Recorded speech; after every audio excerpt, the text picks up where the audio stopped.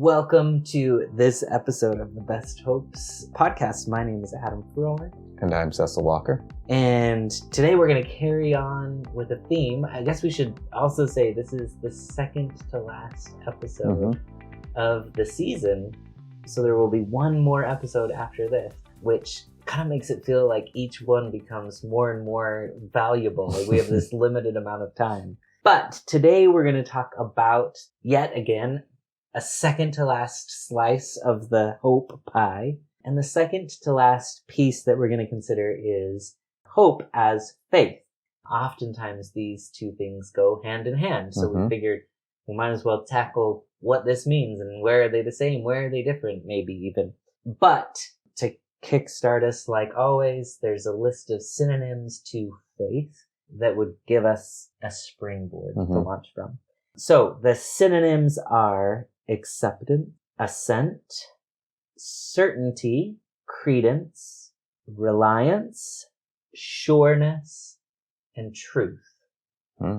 Sounds like you already have some thoughts about that. I wasn't expecting some of that. So, as you take in those expected and non-expected synonyms, what stands out to you as you think about hope as it aligns to faith? Well, I'm very curious where we'll go in this conversation, especially with these added ingredients of some of those words. What I was thinking originally, I already thought was interesting enough. And so, yeah, we'll see. I hope so, or you would have been bored.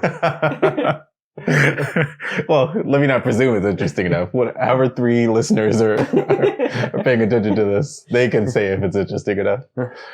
Yeah, what I was originally conceptualizing was, and how I fit it in with hope too, is that faith to me sounds much like it's whatever carries you across between here and what you want. It's like if I'm in a difficult situation or it feels like the outcome that I want is unlikely, or even just a positive outcome is unlikely, to still be able to live in a way that says it's going to be all right. I think faith is the thing. That's how I conceptualize it. It's the thing that still gets you there. And obviously that can allude to what I think a lot of people think of when they think of faith, something religious, some belief in higher power has control over this, or I am in line with a destiny or a path that, is for my betterment and for my own good. So I can just assume that, I'm going to get to somewhere good, somewhere desirable in the end, regardless of what things might look like. And so, yeah, I think faith is, at least that's how I understand it. I don't know, but it's all right. It's the thing that kind of covers that up. It's the thing that kind of bridges you across I have no way of figuring out how to get to where I'm trying to get, but I know where I'm trying to get. And faith is so I'm going to get there. Certainty. It's some of those words that I guess you had thrown out there. I haven't quite yet made a point, but I've given you enough words to. I actually really like your non-point. The imagery that you created of like there's a gap between where I am and where I hope to get. And I know that me in and of myself, I may not be able to bridge that gap. So I'm going to put faith in this sense into something or someone or, something else. And I'll add my ability to the ability of whatever it is I'm going to put my trust in. And together that becomes enough in order to get me to this place where I want to get to. So I don't necessarily have to just do it on my own. There's strength or resource out there beyond my own that if I pair with, then I get to where I'm going. Is that what you were going to get? Yeah, that's exactly it. Okay. So were you going to say something? It sounded like you were going to say something else. Well, there's I don't want to get ahead of myself. I think there's plenty to be said. And I guess I should draw this back to hope. And what we're usually talking about is people going through their own individual transformations. And so I think we started all this off with defining hope as, having some desirable outcome in mind and being able to connect to a belief in you're on your way towards that thing. And so with some of the words I was expecting, like that certainty, that, just this somehow knowing, this rested assurance in this is how things are going to play out, or this is at least under control, my control and maybe some other power's control. I think that then means that you're approaching whatever you're dealing with in a way that says, I know I'm still on my way toward some type of good outcome, some type of desirable outcome. And that is just a powerful mindset in and of itself, regardless of what is happening around you. If that's all someone gets from therapy, that is life transforming. If they come in without that kind of mindset, without that kind of faith, and then leave feeling like, okay, I don't need to know all the pieces just yet, but I can still proceed as if I know this outcome is coming. I think that transforms people's lives. And I think that's why some of these things that people do put their faith in are so powerful and mean so much to them, because it bridges this gap. It does help them stay in line with, I know that what I want could still be coming. In fact, I have certainty that it is coming. So I think that's why people build their lives around their religious faiths and around their faiths in a lot of other things too. People put their faith in government and in their cultural beliefs, in people, systems around them, support groups and family members and things like that. People put their faith in the things that help them feel like I'm going to get to wherever I'm going, and I don't even need to really see all of the steps along the way right now, because I know this higher power, this institution, this person is going to help me fill in some of those gaps. Yeah, I think do my best to put this in words. A lot was going through my head as you were talking. So one of the things that I was thinking about is this idea of faith. Oftentimes within a religious context, oftentimes we use faith, at least two different things, but we use the word really interchangeably. Mm-hmm. Faith, you used a word like belief, mm-hmm. right? And I think sometimes we think about faith as this thing that is within me. I have a belief in something. I have, in this context, I have hope in this mm-hmm. thing. And so it's an entity within me. But oftentimes we also use it in reference to a particular denomination or a particular religious group. We call it a faith, right? Which faith do you belong to? And I think sometimes we use those things interchangeably of, I put my belief in this organization or in this structure or in this system. And I think sometimes that could be helpful. And I think at other times it could muddy the water a bit, because I think in this regard of going back to that gap that you were talking about, right? If I do as much as I can on my own, but then I have a religious group in this context, if I have a religious group so that I can say, hey, I need help. I'm not going to be able to make this on my own. That group could come together. That it's an additional resource that I could pull on that could help me get the other way. So I could put my faith in the group, but the group as an entity of faith could serve to fulfill or overcome that gap.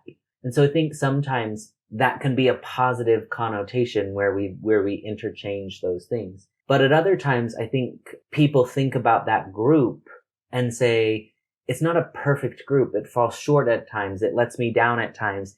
And that could whittle away my faith or my belief in a particular thing. And so I think sometimes when we intersperse those two meanings, the same thing could be looked at as a detriment. I think that's maybe why some of these other words caught you by surprise. I'm guessing, I don't know what they are, but I'm guessing things like sureness and truth.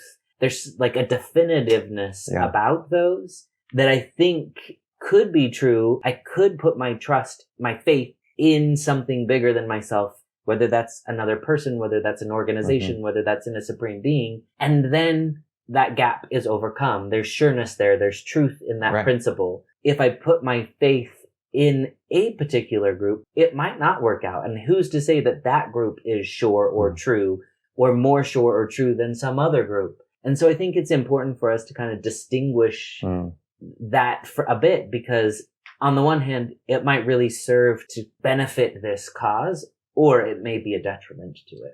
I like that, because I surprisingly here at the latter side of so many slices of these definitions of hope, I don't think we've gone as much into a qualification of the thing, of the object of, these words that we're saying. But I think that makes a huge difference too, to really understand the difference and distinguish the difference between what's receiving the faith or what's being played off of in the faith. Because I think obviously that could make a big difference and still speak to this overall thing that we're always talking about, of how that changes either you in the situation that you're in, or your relationship to the situation, or just how you proceed, moving forward somehow. I keep having to stop myself because there's a million thoughts that keep going on, but it's fine. Carry on. I can't remember if you had a question that I was supposed to answer or not. No, I don't. Well, mostly it was a rhetorical question of, does it make a difference if we make the distinction or not between a belief versus a religious group? Well, I do think it makes a difference because everything that you described starts to make me think then that a lot of the power that comes from faith probably is steeped in the sureness of it, right? It has to be described as truth from that person's perspective, or else why would it make as much of a difference? Why would it be as powerful if it's just a maybe? I don't think maybe and faith fit quite together, at least not in the ways that I'm picturing, not in the ways that to me would bridge the gap. I don't want to walk over a bridge that says maybe, that says this isn't really it. Yeah, that doesn't sound very assuring. Yeah, if it's a trusted at your own risk, could be good, could be bad. I'm not going to go over that bridge. So yeah, I think to the people who are in it and saying, here's where I'm placing my faith, and whatever that thing is, it probably has to be experienced in those kinds of 100% kind of a ways, or else it really loses the power that's behind it. Yeah, one of the things that I would say too, and this, just to be really transparent, does come from my own religious tradition, is this idea of, and oftentimes it's stated as, faith is a principle of action. And I think that it comes, or it relates really nicely to what you're saying, because if I don't put full faith in this thing, why would I live in accordance to it? Why would I act in this certain way? And so I think that it, in a lot of sense, and this I think is a little different than other slices that we've talked about before, but if there is this sureness or this truth that's out there at the end, right? The outcome is this thing. I have to do certain things in order to reach it, to get to it, or to live in accordance with it. If I don't, I fall short of achieving that thing. And so I think this concept of like sureness and truth being out there also necessitates particular action. And I think sometimes when we think about hope, it can turn into this like ethereal, like I just have this hope that things are going to work out. Yeah. And I think with faith as a synonym of hope, it requires more than just absent hoping for or wishing that something will happen. It requires particular action to achieve that particular thing. Yeah. To me, that strikes me as it's not this multi-stepped thing. If you're in it, you're in it. You're using this faith. If you're holding this faith, if you're someone of this faith, then you are someone who's taking these actions too. And these are all chained together. And to me, it almost even feels like these actions, they are the presence of that faith. That is the demonstration of that. That is the realization of that faith. And so there is no separateness to it, to where you say, I believe and then I do, somewhere down the line, or maybe if the situation's right. And so I think that very perfectly illustrates the difference that faith can make, because you would have to be living your life differently if you have faith, whatever faith that is, or whatever that faith is in. If it is this is truth kind of a faith, you would have to live accordingly, or else how much truth do you really feel is in there if it hasn't prompted you to make a difference? And I think feels kind of like significant enough that it's obvious that if you subscribe to a truth, that should change your life in some kind of a way, even if that truth is just, I'm a capable person, or that somehow things are going to work out, or here's all of the religious things that I'm subscribing to. All of this stuff should change your life in some kind of a way. Yeah, you made me have two thoughts. One is going back to another one of the synonyms that was there, which was the first one, which was acceptance, right? And I think in some sense what we're laying out is, if you have faith in, whatever it is, you've also accepted that there is a certain way to live in accordance with that thing, or you have accepted that, certain principles must apply, and so acceptance, I think, makes more sense when we put it with these others of like sureness and truth. If sureness and truth exist and I say, I have faith in that thing, I have also accepted then my life must adhere to it in some certain way, which then led me to a question, and I'll make my question really clear this time. My question is, and I don't expect you to be the expert of this, because probably I'm not sure, but so does that mean if you talked a lot about it should change your life, right? Your life should look different. It should be different if you're living in accordance to faith, if your hope looks like faith. So does that mean if I fall short of that, if I don't live perfectly in line with what I think it should be, does that mean faithless? Does that what does that do? What does that do to my faith? What does that do to my hope? That's a good question, and I could see how it would follow some of the comments that I made. Because I guess I spoke in binary terms, and I stand by those words. I wouldn't take them back. But I think there is a nuanced difference between living your life in faith and being a perfect person, doing everything right as you live within that faith or with that faith. Because the faith, I think, is just you saying what is true, what is right, what is meaningful, what is, it's targeting, it's the setting your sights on and then trying to put your actions in sync with that.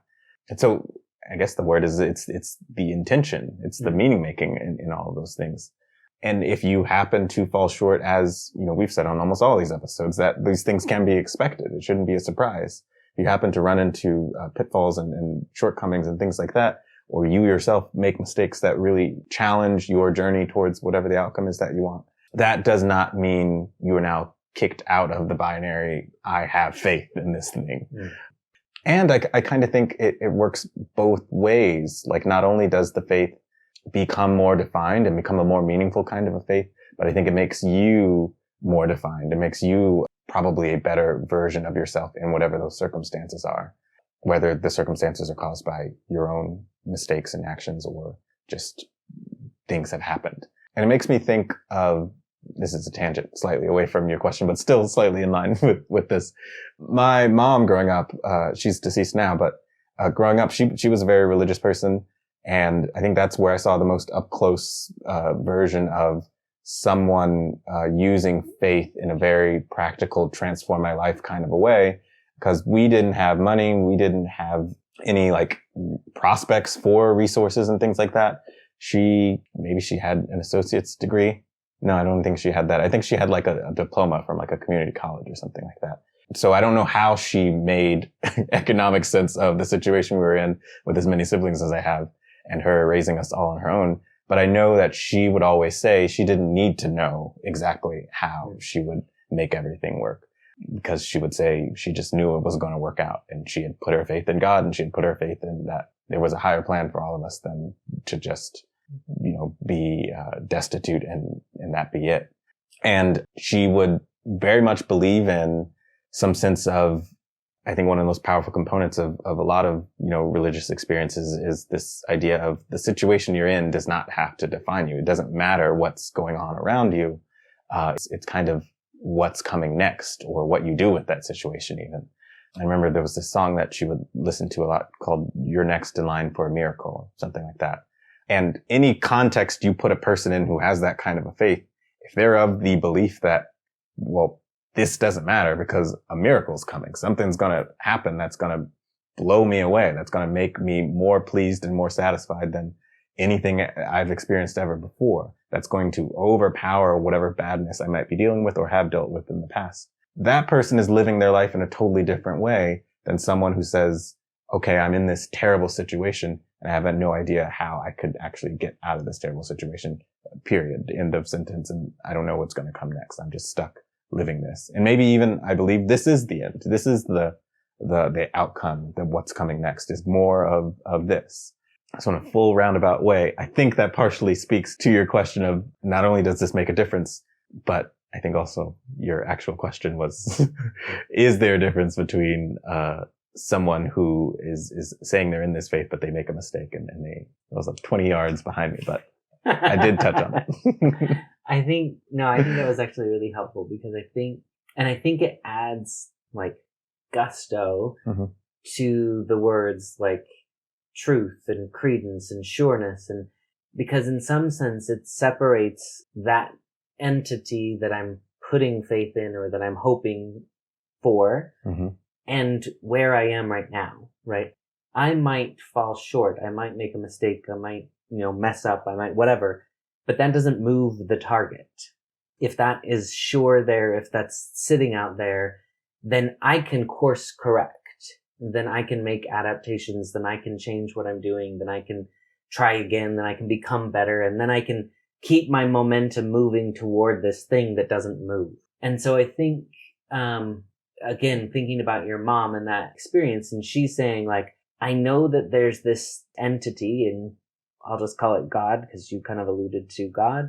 I know God's there. I know that God loves us. I know that God has a plan for us. I know that he doesn't want us to be destitute. I know there's this thing that doesn't move out there. And whether we get closer or farther, it doesn't matter.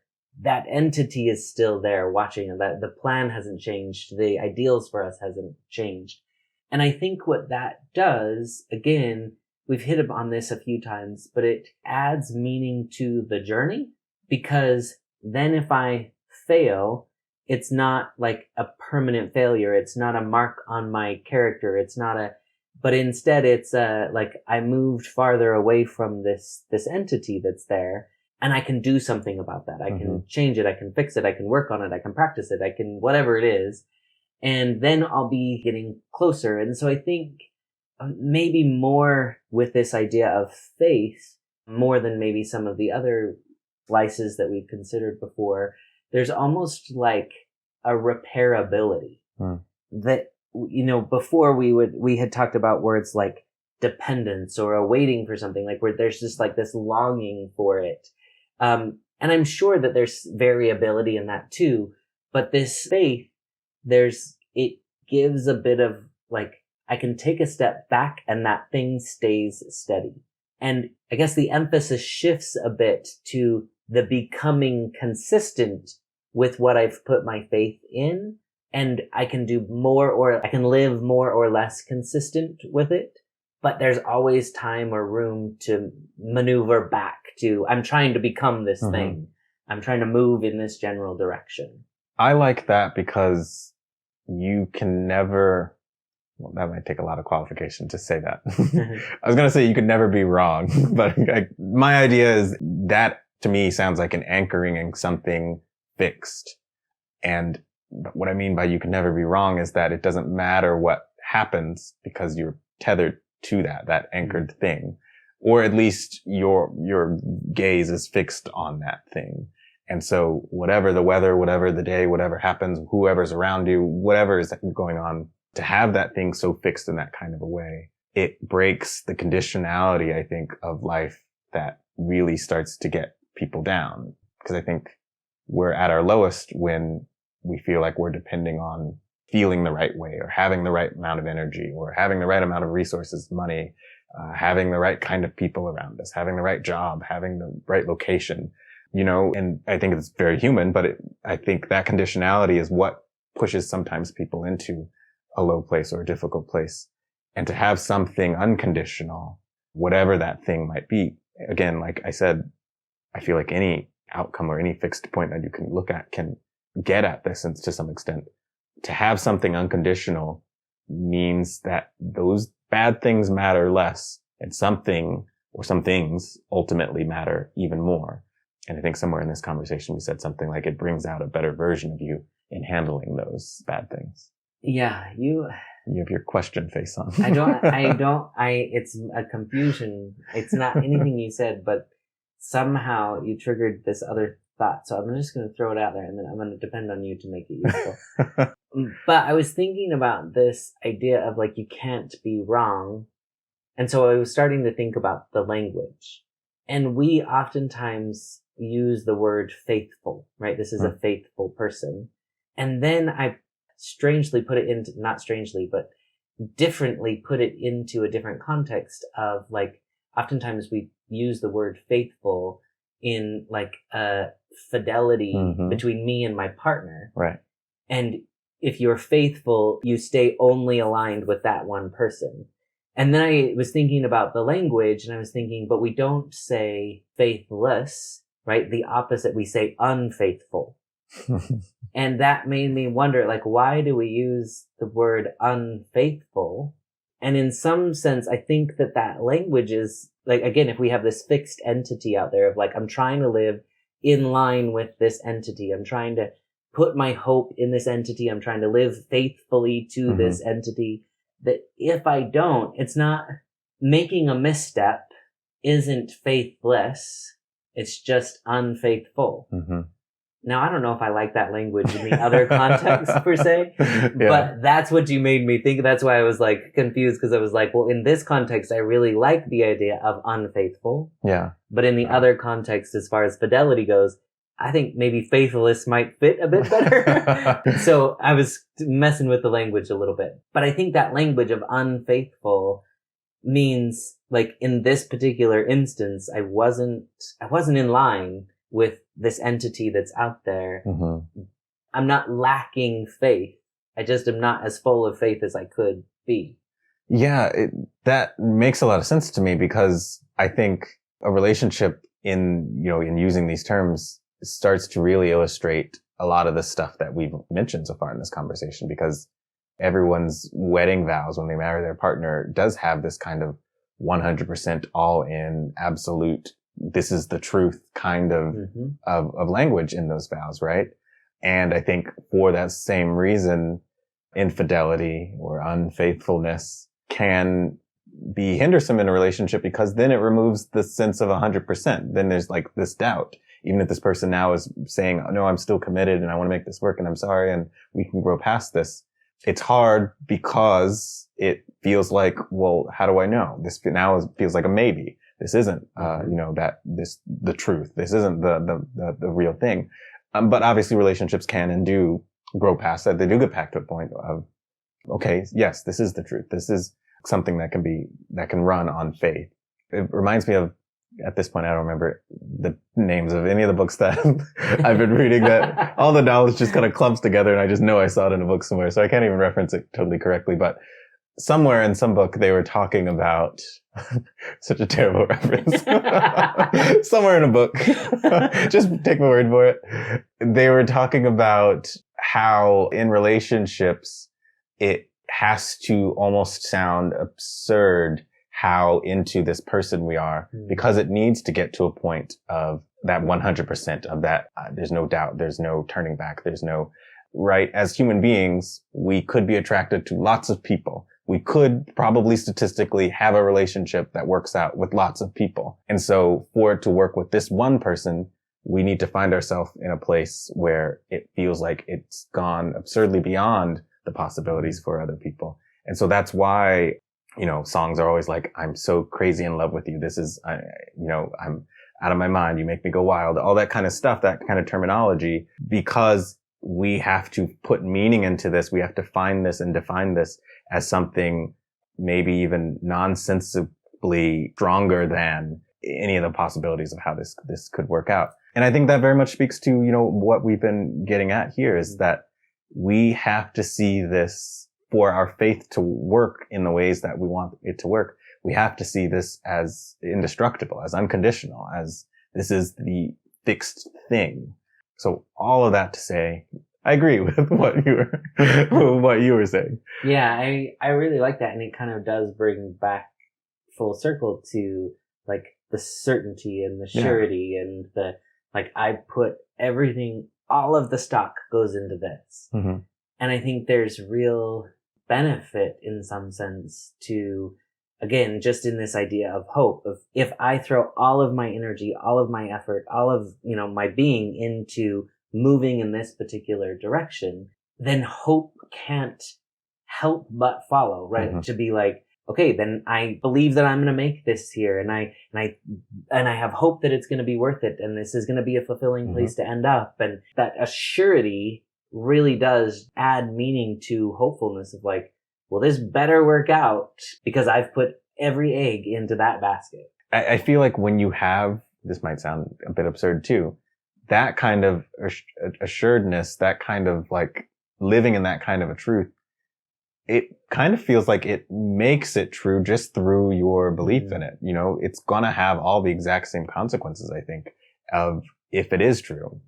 So it almost doesn't matter, this idea that it could not be true. And the thing that I was thinking of as you were describing that was, I was seeing this client who was a law school student, and I'll cut out all the details. Long story short, he was wondering why he couldn't make good decisions for himself, why he couldn't trust in his ability to make good decisions. He always felt like he had to go to other people. And so we were talking about his experience in law school and how much confidence he seemed to have in those decisions, even just the decision to go to law school. And he surprisingly told me in that moment that this was actually his second time going to law school because he had failed the first time. He had been dismissed from law school for doing so poorly for, I guess, his grades in his class. And that struck me as so strange because to me, that sounds like you need to have all of the certainty in the world to say, this is so much for me. This is so my destiny that it doesn't even matter that the school told me I needed to stop, that I needed to leave. He went back to the same school. He just restarted the program again. He was that certain that this was the right thing for him. And he's a pretty religious person, but he said, the reason I feel so certain is that I'm convinced there's nothing on earth. God himself would have to tell me that this isn't the right thing for me. He literally said it would have to be divine intervention would have to stop me from pursuing this thing. And to me, in having that type of a mindset, like I said earlier, if you believe something so fully, it has to be true. I can't tell the future, but I know he's going to be a lawyer. If someone believes that hard, what could possibly stop him? I mean, the school literally dismissed him and he came back and is doing the program again. So what could stop him from being a lawyer? He believes that so hard and he has so much faith in that outcome and in himself that it's inevitable. Who knows how much time it'll take, but it'll happen. Yeah, that's amazing. Yeah, I think, and again, just maybe to wrap up, there's so much power in putting that much belief into something. You're undeterrable. Hope almost seems like an inadequate word. It's like you're not hoping anymore. You are like moving with assurance. Yeah. And so I think there's, with each of these slices of the pie, we're getting at power comes up over and over and over. Like there's so much power in holding hope in this way. And I just can't help but feel like that is really present in this version of hope. I completely agree. All right. Well, we've done more than usual here, but hopefully that was a useful conversation. We would love to hear your thoughts. If you feel like thinking about faith as it relates to hope would be useful for somebody that you know, please feel free to share this episode with them. We would really appreciate it. And share your experiences of how faith has been a source of hope for you with us. But until next time, go live faith-filled, hopeful lives.